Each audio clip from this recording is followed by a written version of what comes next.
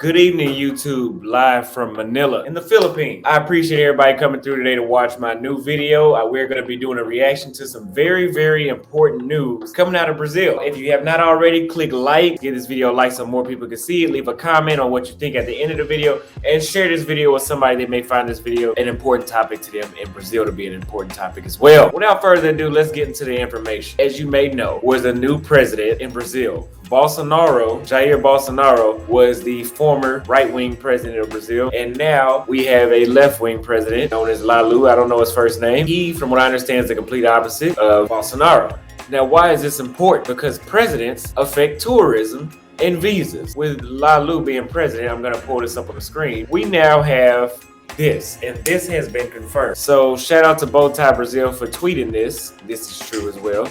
Lula and the leftist government has announced that in a few weeks from now, they will require U.S. and Canadian citizens to apply for a visit to come to Brazil as a tourist, reversing Bolsonaro's policy of visa-free travel. So if you guys don't know, before Bolsonaro, Americans did have to have a visa to enter places like Brazil. Just like in Vietnam, I'm waiting on my visa to come back as approved so I can go to Vietnam. I cannot simply just fly into Vietnam because I'm a U.S. president. I have to wait on a visa just like everybody else. Whenever Bolsonaro was in office, this was not the case. I just flew straight to Brazil, just like I was flying in Texas. Difference is I just had to show my passport and a vaccine. But without, there would have been no vaccine. What does this mean? Is this because of Auston Holleman? Absolutely not. Now, the situation I went through, did it help this? Absolutely not. And I want to add a topic, or I want to add a talking point to that as well. What happened to Auston Holleman, and if you don't know, I was put in the Brazilian newspaper. I was featured on Fox News in Houston because there was a video I put out where I asked a woman how soon would she go home with me and how soon would she kiss somebody. And she rightfully answered those questions in English. She spoke Portuguese. She's a Brazilian, but she decided to answer in English. So she knew exactly what she was doing. And long story short, she flipped on me and acted like she didn't. But anyway, that video went viral. It had over 2 million views in like 16 hours, and it was on the way to hitting about, it probably would have hit 20 million, but I took it down, and I think it was a good idea that I took it down. But anyway, there was a woman, one of the least attractive women in Brazil named Stephanie Herbero, who is a big-time feminist that decided to push this narrative that I was promoting tourism to Brazil by showing that. Apparently that there was no issue with the person answering the question. Apparently they didn't see a problem with the question, but somehow it was an issue that I did it, but there was no issue with the person answering the question. Long story short, that doesn't matter. Anyway, people were saying you're going to make it impossible for brothers to go. No, that's not going to happen. A visa does not mean that you can't come to Brazil, by the way. Just letting you know. Are they implementing that because of me? No. Whenever Lula was running for I think his name Lula, was running for office, I remember him saying that he was going to bring back visas anyway, because Bolsonaro leaving, the floodgates open basically was pretty much allowing tourism into Brazil. I don't know. I'm not going to get into the politics. I'm only going to get into this because this does affect American citizens and obviously Canadian citizens. Now, if you ask me, I have nothing to do with this, but like I said, my situation probably didn't help it, but it wasn't big enough for this to happen. Not at all. Is it over for passport bros because visas are being introduced in Brazil? I do not know the requirements of the visa, but men have been going to Brazil when they had a visa in place after 9/11. Men have been going to Brazil for decades with the visa in place. Men have been going to Brazil for decades, and the visa's not going to stop. Not everybody's going to get denied. We don't know the requirements yet, and if you do know the requirements, leave them in the comments and let me know what they are. But let's talk about what can passport bros do now. What can we do now to make it more likely for U.S. citizens to get back into Brazil? I won't be back for a while because I'm doing a world tour right now like I was doing anyway. But for those that aren't on a world tour and that want to start in Brazil for the first country or want to go back to Brazil, what can they do to make U.S. citizens look better coming into Brazil? And I wanted to address this anyway. Back to Stephanie Herbero. The reason that happened with her was because as an American, I, Auston Holleman, did not have enough leverage politically, financially in Brazil. I was strictly just a tourist. Actually, I wasn't a tourist anymore. I had a year-long lease.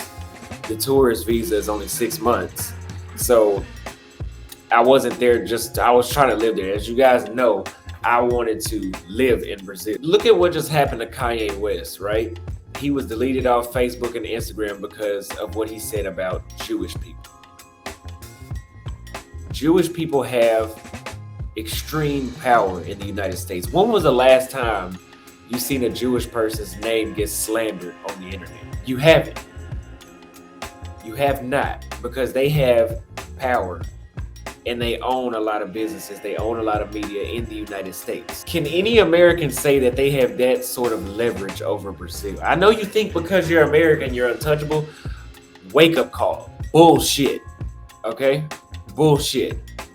You have somewhat of an up one, but just because you're American doesn't mean you're untouchable, as you can see with what happened to me. And I never thought that, but I'm just saying. I never thought I was untouchable. As a passport bro, we have been labeled as tourists and traffickers, which we know. As far as trafficking, I'm not saying that it's not happening, but I don't know about it. I'm not promoting it. I think trafficking is a horrible crime and those people should be put away for life. As tourism, that happens. I mean, especially when you have women that are legally allowed to sell themselves in the country, like for example, Brazil and Thailand and Colombia, where it's legal to sell yourself.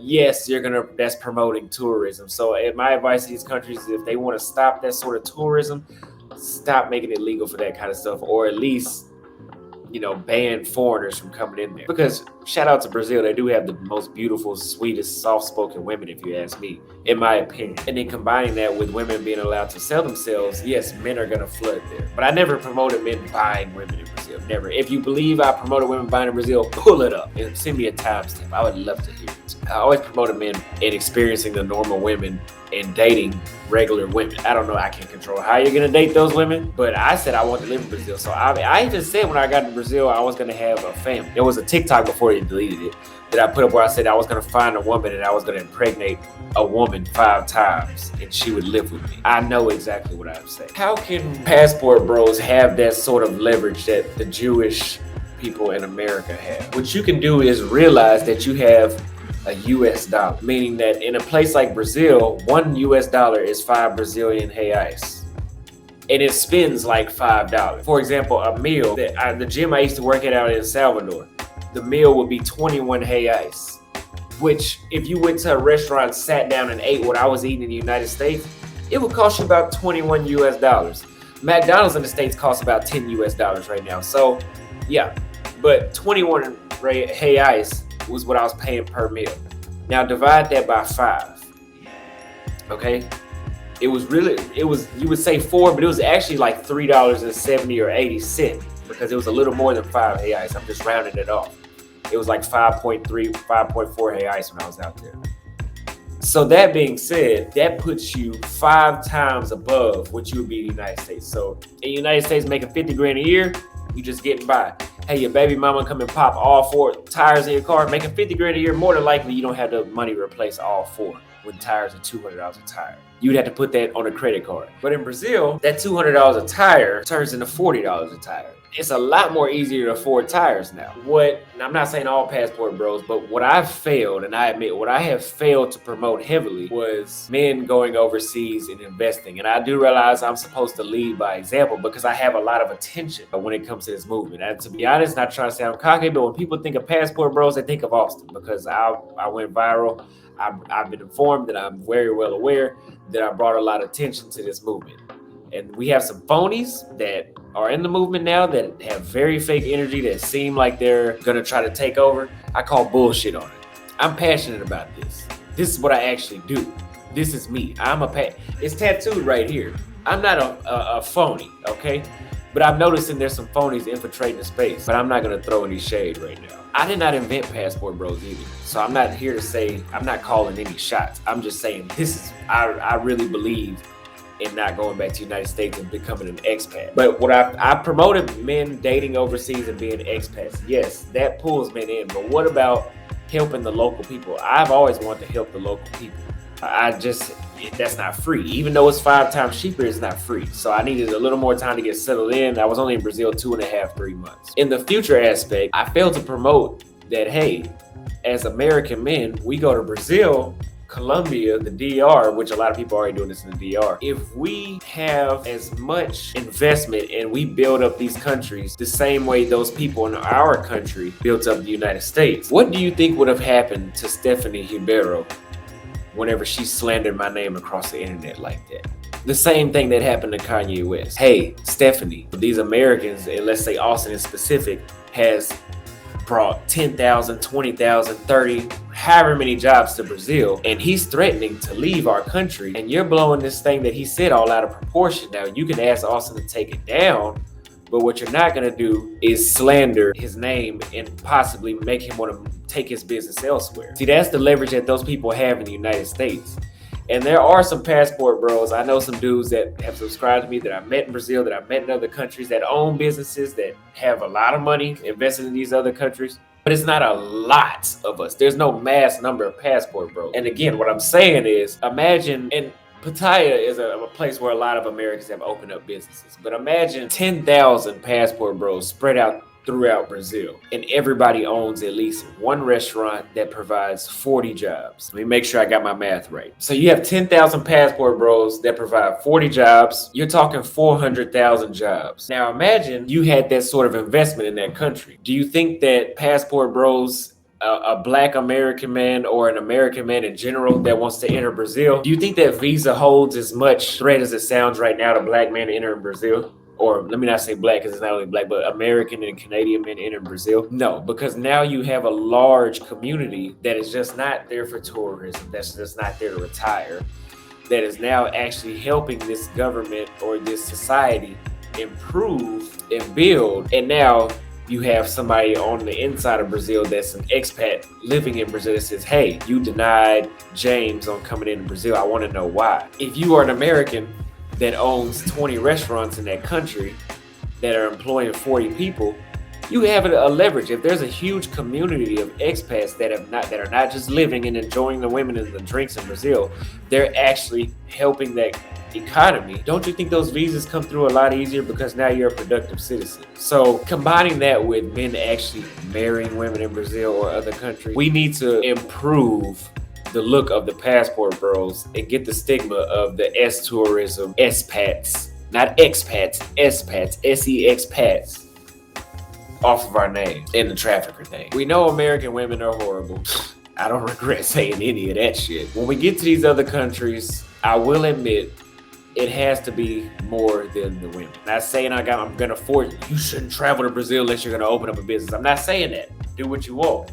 But there needs to be more of us, including myself, that need to come to Brazil or other countries and improve the locals' quality of life. And I really think that we need to switch the narrative that the passport bros have. And I'm gonna lead by example because I am the face of the movement. I'm the most passionate person that is being called the face of the movement. Be expected to see more interviews with business owners and more inspiration to travel to places like Ghana. Ghana is a place that African American men, because they want to travel more, they want to inspire more African American people to come to Ghana. If you can get citizenship, look it up. You don't need anything to get citizenship but to be an African American. Pretty sure you can't be a murderer, right? But the requirements to get citizenship in Ghana are minimal, meaning that you can own 100% of whatever your business is. I'm assuming as a citizen, you can, if I'm a citizen of the United States, right? United States is a free country. If I own a house, it's 100% my house. It's mine. I don't have to be like somewhere like Thailand or even in the Philippines where you have to share. If you've seen the Cajun restaurant interview I did, go watch that here.